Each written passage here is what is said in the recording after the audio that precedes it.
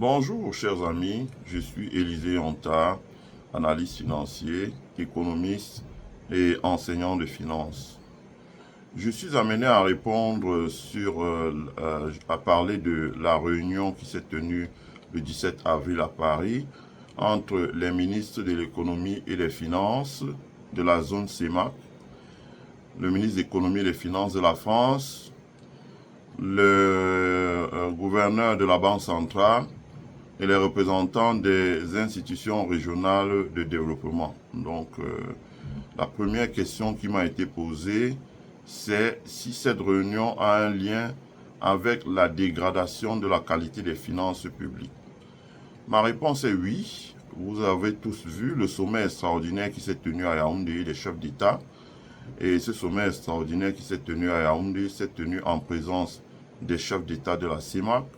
Il s'est tenu en présence des représentants des institutions multilatérales, le Fonds monétaire international, la Banque mondiale, la Banque africaine de développement, qui sont les principaux bailleurs de fonds des pays de la zone CEMAC, mais également le représentant de la France, qui était l'ambassadeur de France au Cameroun, parce que la France assure, je pèse mes mots, la tutelle monétaire, financière et économique.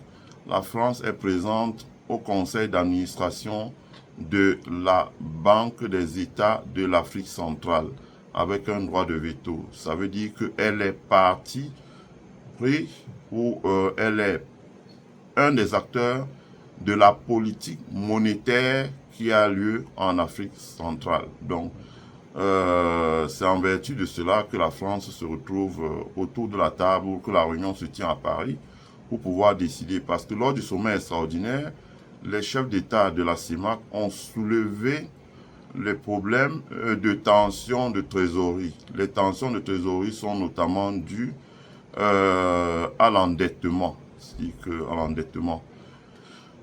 Est-ce que cette réunion donc a un lien avec la dégradation de la qualité des finances publiques? La question est oui. Pourquoi dit-on que ça a un lien avec la dégradation de la qualité des finances publiques? Les ressources propres, parce que quand on regarde les finances d'un pays, ce qu'on regarde, ce n'est pas le tableau budgétaire qui récapitule les ressources, ça veut dire que les prêts, les dons et les ressources propres. Ce qu'on regarde, c'est surtout le niveau des ressources propres de ce pays-là, comparé à ses engagements, notamment les dettes qu'elle a à payer à l'extérieur. Et quand on regarde, on fait le ratio ressources propres de l'État du Cameroun, donc les ressources douanières, les recettes douanières, les recettes provenant des impôts, l'enregistrement des timbres, la curatelle, des divers droits que nous recevons, par exemple, sur les ressources pétrolières et autres. Et quand on fait le ratio donc, de ces ressources propres divisé par les engagements financiers de l'État, notamment en termes de paiement de la dette, on s'aperçoit que c'est extrêmement faible. Ça veut dire que la situation financière est fragile. Deuxièmement, dans les pays de la CEMAC, contrairement à ce qu'on a vu en Afrique de l'Ouest, lorsque nous avons subi la pandémie de Covid, on n'a pas vu venir un plan de relance, comme par exemple on a vu en Côte d'Ivoire, comme on a vu au Sénégal, comme on a vu au Ghana, qui, malgré ces plans, ça n'a pas suffi, mais on aurait dû mettre en place dans notre pays un grand plan de relance de sortie de crise. C'est comme ça que ça se passe partout. On appelle ça un stimulus plan.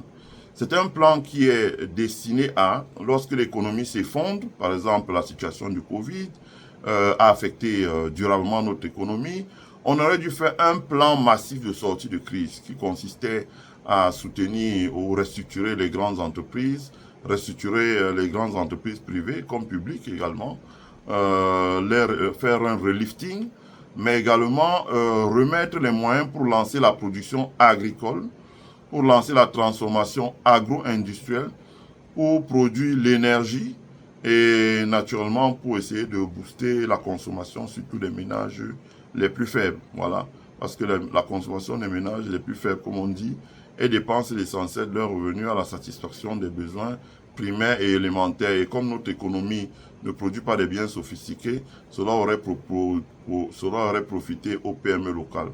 Ça n'a pas été le cas. Donc, l'absence d'un stimulus plan émanant du gouvernement camerounais, émanant aussi des autres États de la CEMAC, contrairement à ce qu'on a vu en Afrique de l'Ouest, a conduit à ce qu'on appelle une stagnation de l'économie, donc une stagflation, non pas certains, parce que on avait à la fois une inflation, mais une stagnation de l'économie. Donc cette situation-là n'a pas permis d'accélérer la croissance économique, et à partir du moment où ça n'a pas accéléré la croissance économique, les recettes budgétaires, les ressources budgétaires n'ont pas connu les ressources budgétaires propres du Cameroun n'ont pas connu une croissance telle qu'on se serait attendu. La conséquence immédiate de cela, c'est une faiblesse de ces ressources par rapport aux engagements du Cameroun. On l'a vu tout de suite.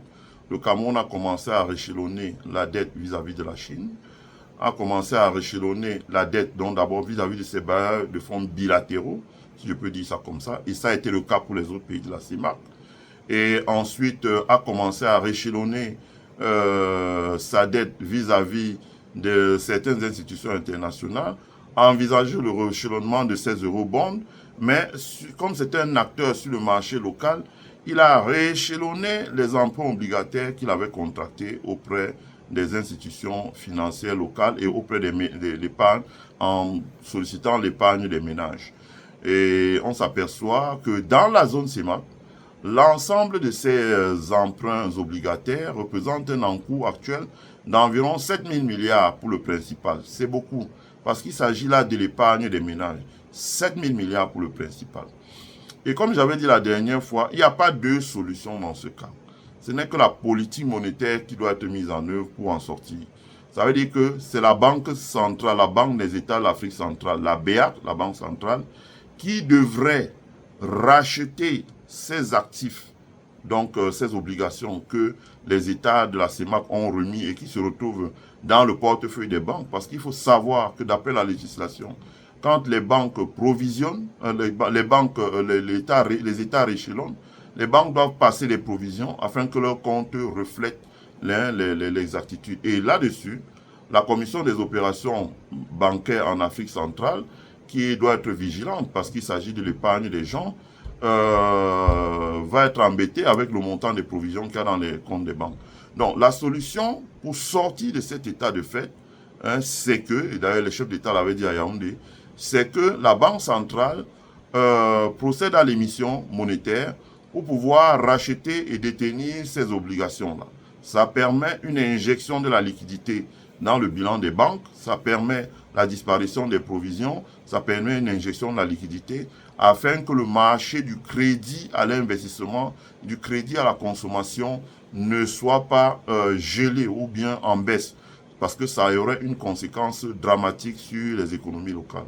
Donc vous comprenez que pour que ce genre de décision soit prise, il faut certainement, ça ne figure pas nommément dans le communiqué, mais pour qu'une telle décision soit prise, il faut certainement que la France, qui est administrateur à la Banque des États de l'Afrique centrale, donc il y a une réunion conjointe entre les ministres de l'économie et des finances d'Afrique centrale, les ministres de l'économie et des finances de la France, mais également le gouverneur de la Banque des États de l'Afrique centrale, mais les institutions comme la Banque de développement des États de l'Afrique centrale et autres, parce que ce sont des institutions qui procèdent à des emprunts obligataires sur la bourse de Douala pour pouvoir financer des plans de développement des États. Ça peut être la construction des écoles, ça peut être la construction des routes, ça peut être des projets dans la foresterie rurale, ça peut être des projets d'adduction d'eau et autres. Donc, il faut rapidement sortir de la situation de réchelonnement parce que ça va diminuer le montant des liquidités dans les banques.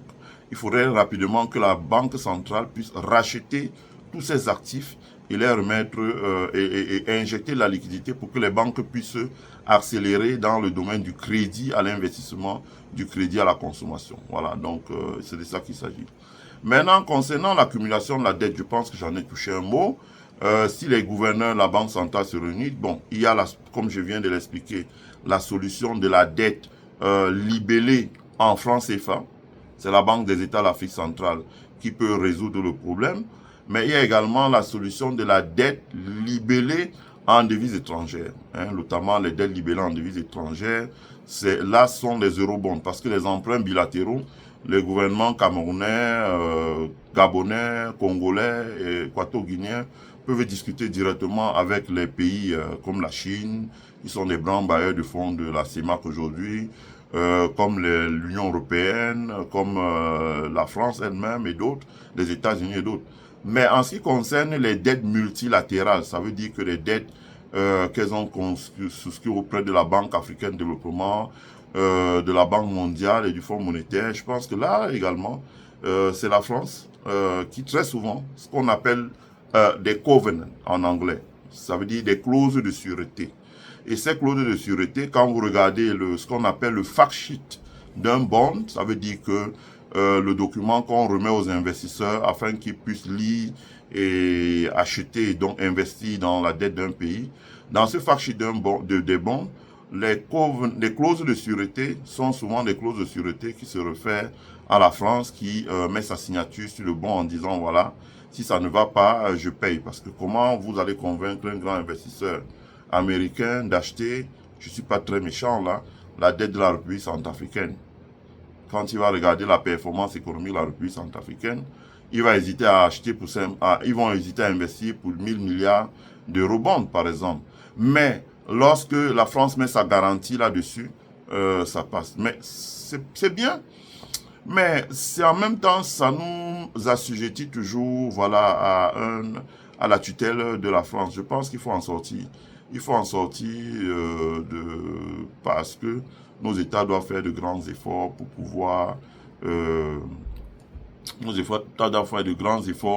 pouvoir assurer par eux-mêmes désormais la levée sur les marchés financiers. C'est le président Paul Kagame qui disait que market are neutre. Market are neutre. Les marchés sont neutres.